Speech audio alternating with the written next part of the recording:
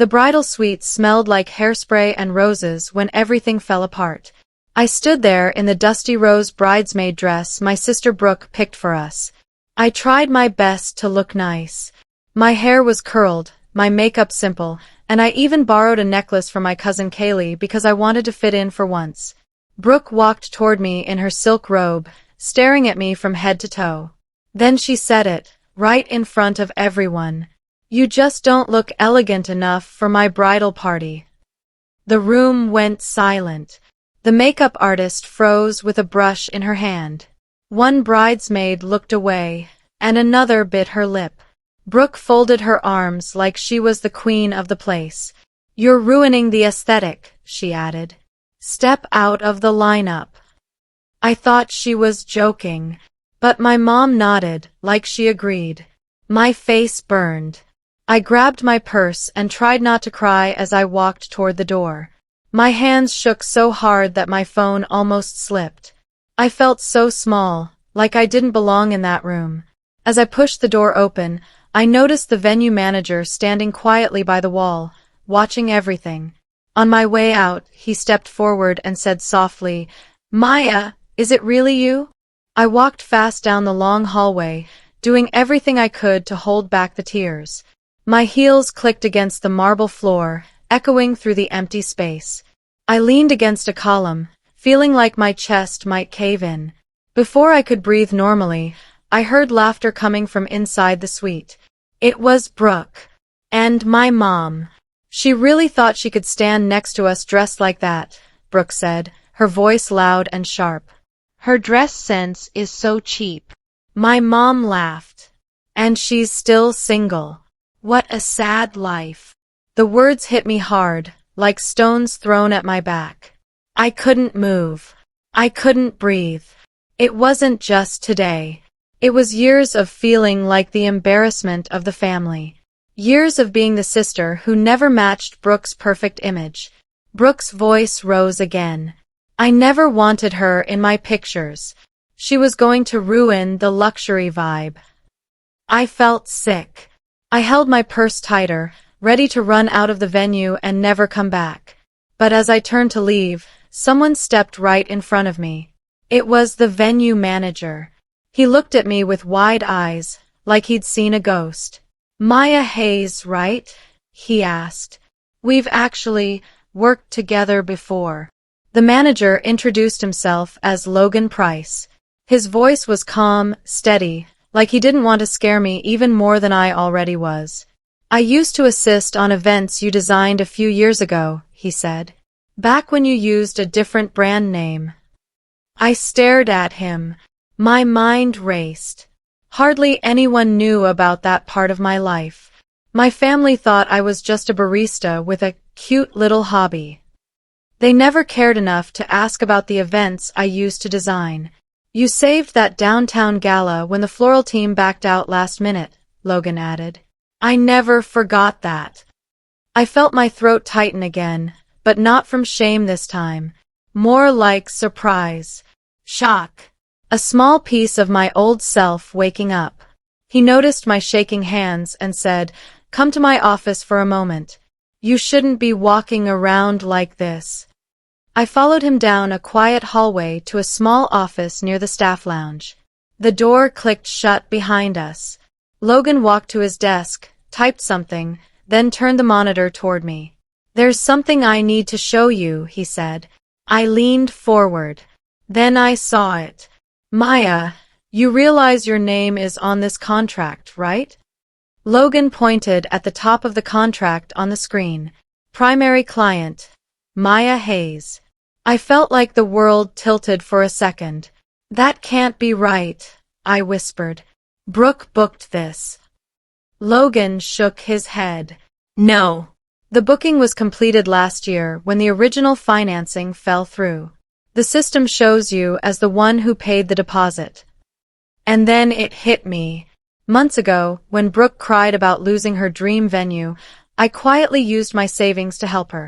She promised she'd pay me back, but she never did. I didn't want her to be embarrassed. I wanted to be a good sister. "It required a legal name," Logan said gently. So yours went on the documents. My heart pounded. What does that mean? It means you have approval rights over layout, decor, and some major event decisions.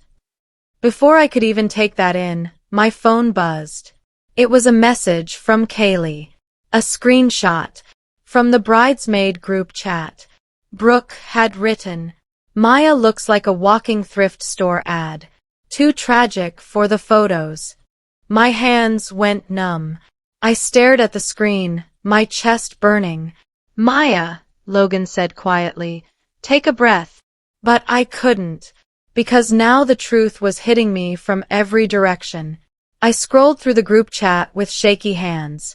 Each message felt like a slap. "Her dress is so outdated. She tries too hard. She should be grateful Brooke even asked her. She throws off the whole vibe." One bridesmaid said something kind. "She's trying. Be nice." Brooke replied, "Please. Maya should be thankful she's allowed in the room." I felt the floor fall away. My mind flashed back to every time Brooke needed something from me. Free babysitting, money for car insurance, borrowing my clothes without asking, guilt-tripping me into helping her with school projects. I was always there, always quiet, always trying to make her happy. But she never saw me. Not once. The more I read, the more something cold and sharp grew inside my chest. A mix of hurt and anger. Logan watched me quietly as I wiped my face with the back of my hand. "You don't have to let them walk over you this time," he said softly. "You actually have power here." I looked up at him. Power. A word I hadn't felt in years. But it scared me, because I had no idea what to do with it. Logan leaned against the desk, his tone calm but firm. "As the person who signed the contract and paid the deposit, you can cancel add-ons, modify setups, even postpone. I'm not saying you should. I'm only telling you your rights." I stared at the screen. My name. My signature. On Brooke's dream wedding. "I don't want to ruin anything," I whispered. "This is her big day." "Maybe," he said, "but that doesn't mean you have to let them crush you." My first instinct was to run, to leave the building and never come back, to eat the loss and pretend none of this happened. It's what I'd always done. But then I thought about Brooke's voice saying I looked cheap, about the years of being the sister who didn't fit their perfect picture, about the group chat calling me tragic, about my mom laughing. A different part of me, a tired, worn-out part, finally asked a simple question. What if I didn't let this slide? I swallowed hard. "If I make changes," I said slowly, "could they still have their wedding, just not exactly on their terms?" Logan nodded. Yes. A calmness settled over me. Not anger, not revenge, just clarity. I sat back and thought things through. I didn't want drama.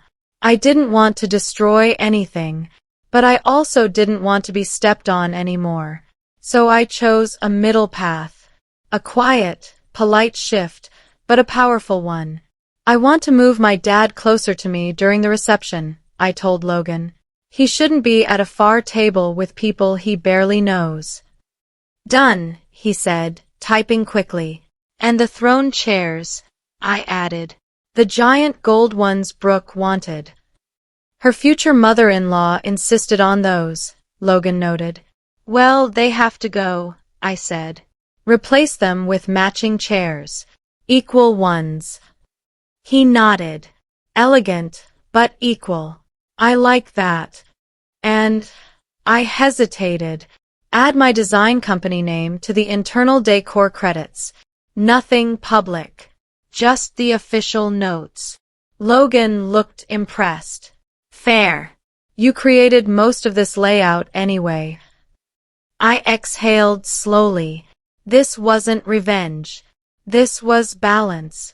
But he paused before printing the changes. "You know Brooke and Denise will notice," he warned. Are you ready for that conversation? My heartbeat quickened, because I knew exactly how they would react. Rehearsal started with tension thick in the air. I stayed near the back of the ballroom, watching the staff set things up with the new layout. Brooke walked in with her bridal party behind her, still glowing in that self-important way she always had. She scanned the room, her eyes locked on the missing throne chairs. Then the seating chart. "What is this?" she snapped. "Where are my chairs?" The staff froze. A few guests looked confused. Brooke marched to the center of the room, hands on her hips. "Who approved this mess?" No one answered. Then slowly, people turned toward me. I stepped out from the shadows, my voice steady but soft. "I did." Her eyes widened in disbelief. "Excuse me." I swallowed. "I approved the changes." The ballroom went dead silent. She stormed across the room, grabbed my arm, and dragged me into a side hallway. Her face twisted with anger. "What do you think you're doing, Maya?" Her voice wasn't just angry. It was venomous. And I knew the storm had only begun. Brooke slammed the door behind us and spun around. "Are you trying to ruin my wedding?" "No," I said, keeping my voice even. "But I signed the contract. I paid the deposit. I have every right to." "Oh, please," she scoffed. "You're jealous. You never got over your own broken engagement." The words sliced right through me. "You're needy, bitter, and desperate for attention," she added. "That's why I banned you. You showed up looking like you walked out of a clearance rack." I felt the hit in my stomach. Hard. She didn't stop. "You embarrass me, Maya. I'm trying to have a luxury wedding. You don't fit." She stormed out before I could reply. I stood there shaking, feeling like the air had been punched out of my lungs. Then Kaylee burst into the room, her face pale. "Maya," she whispered, "you need to see something else. It's about your wedding, the one that never happened." My heart stopped. "What about it?" I asked. She held up her phone, and what I saw made my whole world freeze. Kaylee held out her phone with a shaking hand. On the screen was a Pinterest board I knew way too well. Soft gold lights, dusty rose flowers, the same simple arch with hanging greenery. My breath caught. "These are your saves," she said, "from when you were engaged." My head spun.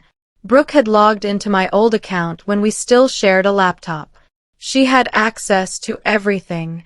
I scrolled down and saw PDFs of floor plans I had drawn years ago. Table layouts, candle clusters, the exact dance floor shape. It was all there, and it was all copied. "She took your whole wedding," Kaylee whispered. "She didn't change anything." My chest hurt. It wasn't just that she banned me from the bridal party. She was standing inside my dream, my lost wedding, my colors, my arch, my style. I opened my email app with numb fingers and typed in the name of the planning company I almost hired back then. Old messages came up. Attached to one of them was a link that showed my original design package. Last opened, the week after my fiancé left. By Brooke. I stared at the date and felt something in me tear. She hadn't just hurt me. She'd robbed me. I sank down on a chair in the corner of the office, the past rushing over me like cold water. The night my wedding died came back in sharp pictures. The candles were already ordered. The deposits paid. My dress hanging on the back of my bedroom door. He never showed. He didn't call. Didn't text. His best man finally answered my frantic messages and said, "He's not coming. He says he can't do this." My legs gave out under me. I remember sliding down the wall and just sitting there on the floor. My parents were more worried about what people would say than about me. We'll tell them it was postponed, my mom said. Brooke went out that night. She posted smiling selfies at a rooftop bar. Her caption said, "Life goes on." She texted me once, "You dodged a bullet. You'll be fine." I wasn't fine.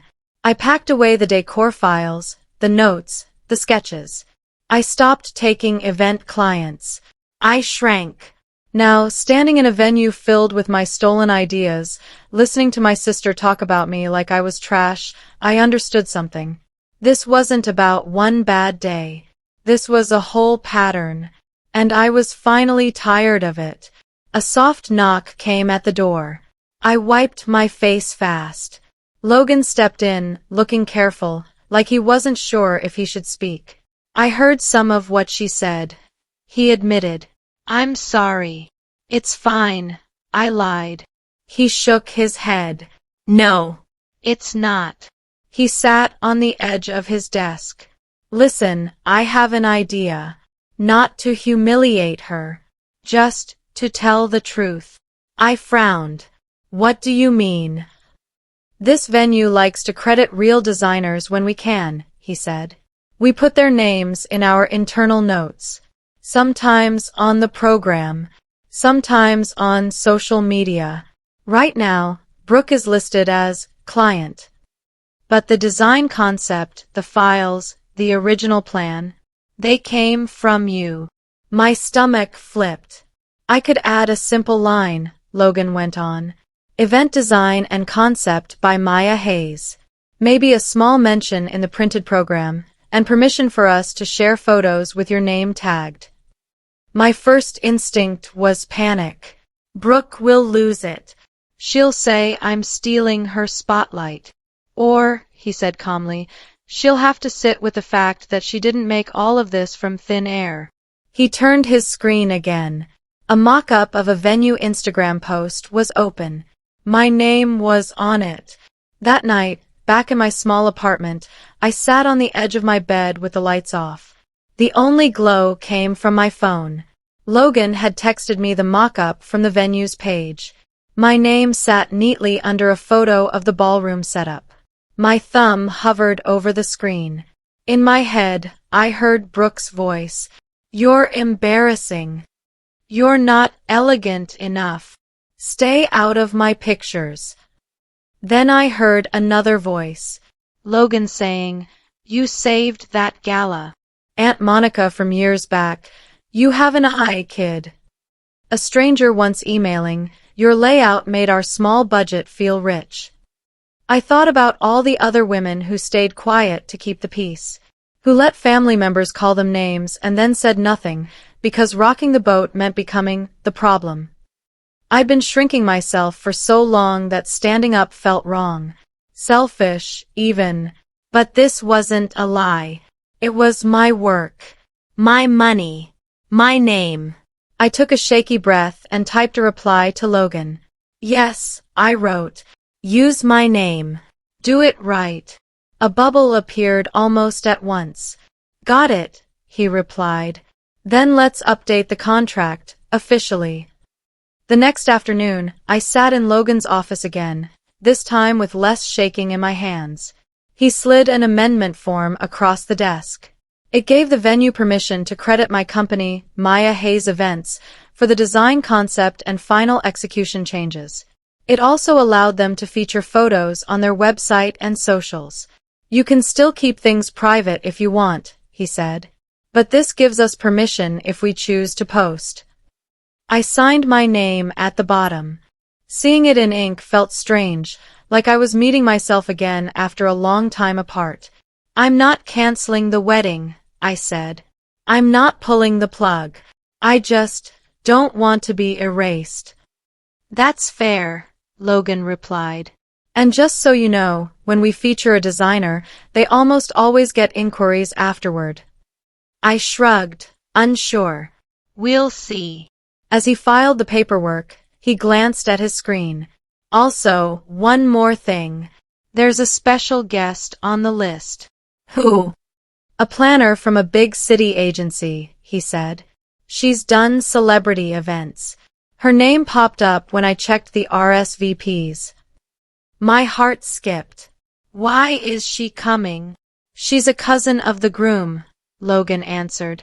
And people like her notice good work. On the wedding day, the lobby buzzed with soft music and the sound of heels on tile. Staff lit candles and straightened linens. Near the entrance stood a simple easel with a white sign on it. Welcome to the wedding of Brooke and Tyler, it read in neat letters. Underneath, in smaller print, today's event styling and layout in collaboration with Maya Hayes Events. I stood off to the side, half hiding behind a large plant. Guests streamed in, reading the sign as they passed. Most didn't react. But one older woman in a navy dress stopped and leaned closer. Maya Hayes, she said slowly. I know that name. I turned, nervous. That's me, I said. Her face lit up. I'm Aunt Monica, she said, taking my hands. I saw your work online once, years ago. You did a charity gala downtown, yes? I almost reached out for my son's wedding, but then I heard you weren't taking clients. My cheeks warmed. I had to step away for a while. Well, you shouldn't have, she said kindly. You have a gift. Before I could answer, a shadow fell over us.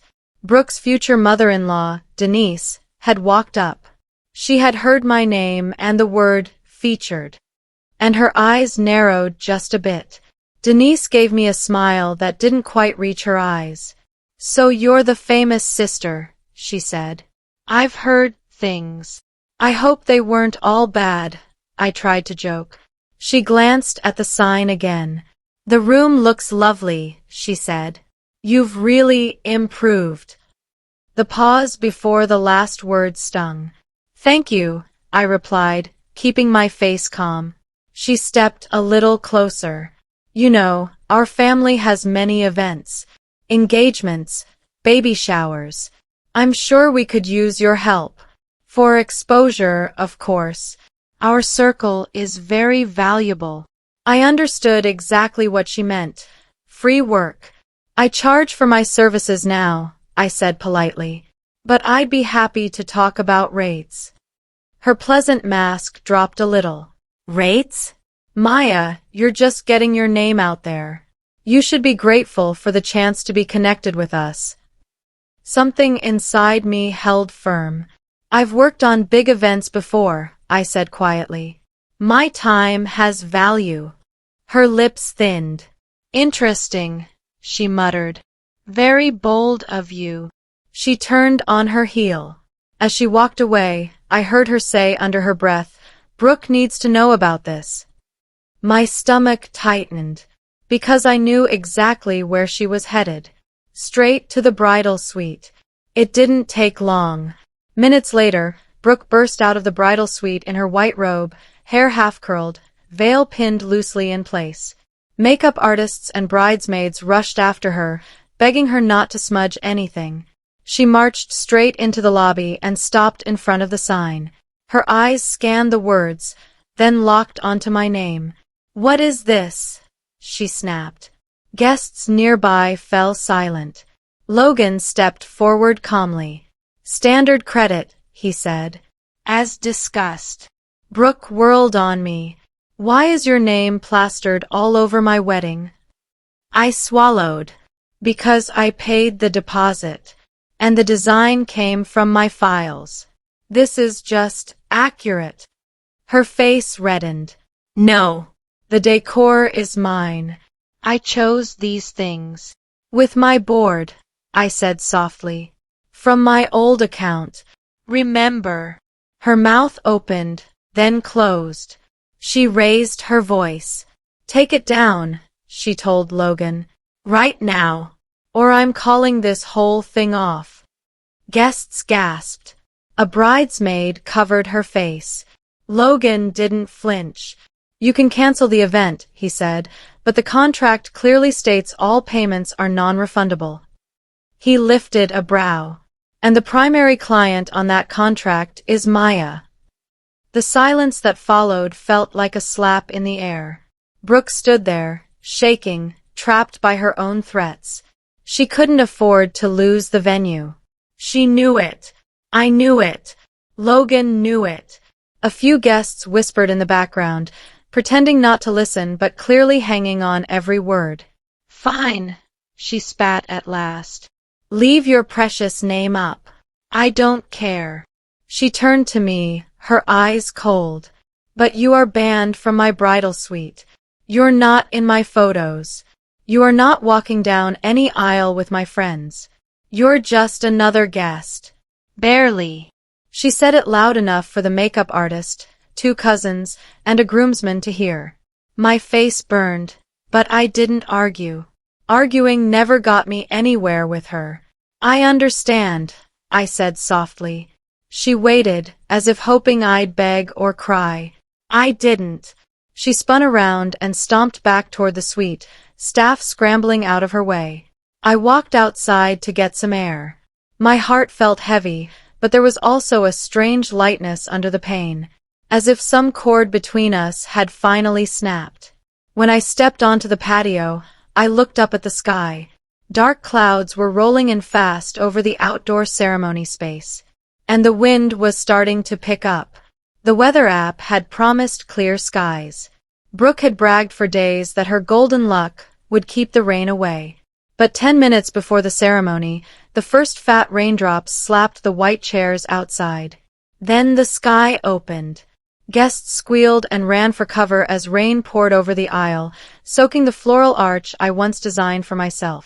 The sound system crackled, then cut out completely. Staff rushed around, grabbing tablecloths and trying to protect centerpieces.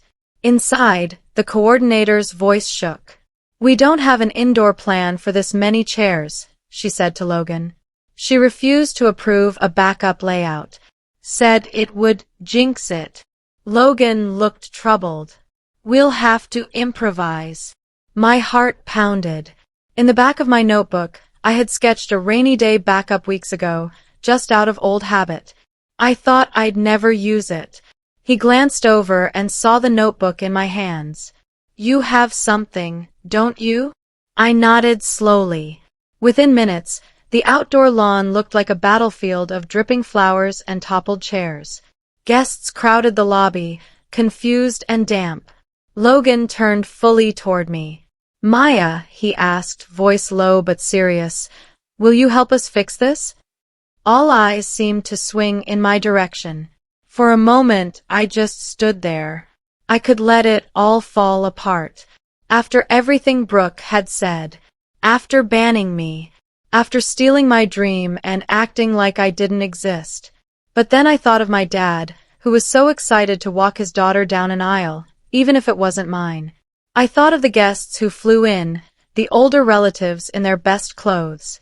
And I thought of myself, not the doormat version, but the part of me that loved making spaces beautiful. "I'll help," I said. "But we have to move fast." Logan gave a sharp nod. I opened my notebook to the rainy day sketch and started assigning tasks.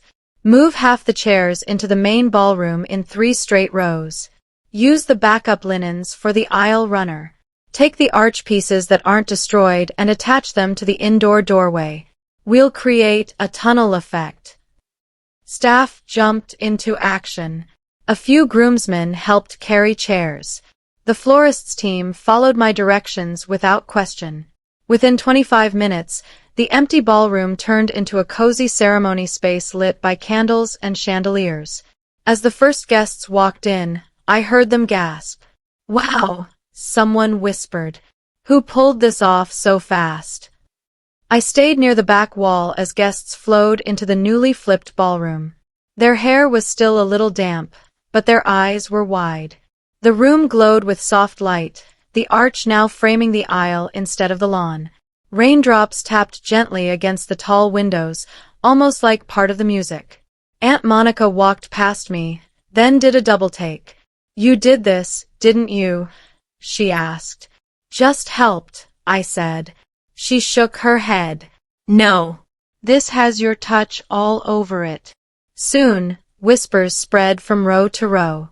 "The sister fixed it. She redid the whole layout. Isn't she the one who was kicked out as a bridesmaid? Instead of pity, I saw something else in their faces. Respect. A young guest in a cocktail dress tugged my sleeve and showed me her phone. Look, she said. On the screen, a TikTok video played, showing a time-lapse of staff moving chairs and flowers under my direction. The caption read, "Bride's sister just saved the whole wedding after a rainstorm. Low-key a design queen." It was already getting likes and comments. My not elegant enough dress suddenly didn't feel so small. For the first time, I felt seen for what I could do, not just for how I looked. After the ceremony, guests moved to the reception area while staff finished resetting the dance floor. I tried to slip out of sight, but a tech guy from the venue stopped me. "We're doing a little surprise," he said. The couple agreed to a short behind-the-scenes reel on the screens. "You okay if you're in it? You're kind of the main character now." My stomach flipped. I didn't ask for that." "I know," he said, "but it's the truth." Before I could answer, the lights dimmed. The screens at the front of the room flickered to life.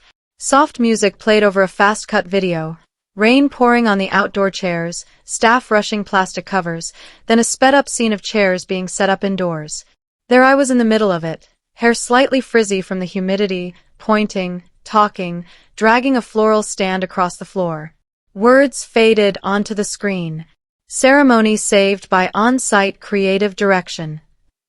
Then, in clear letters, creative direction, Maya Hayes Events. The room burst into applause. I wished I could disappear and glow at the same time. Near the head table, Brooke's smile froze in place, her hand tightening around her champagne glass. Beside her, Denise leaned in and hissed something in her ear. I saw Brooke's face darken. It didn't take long before Brooke found me.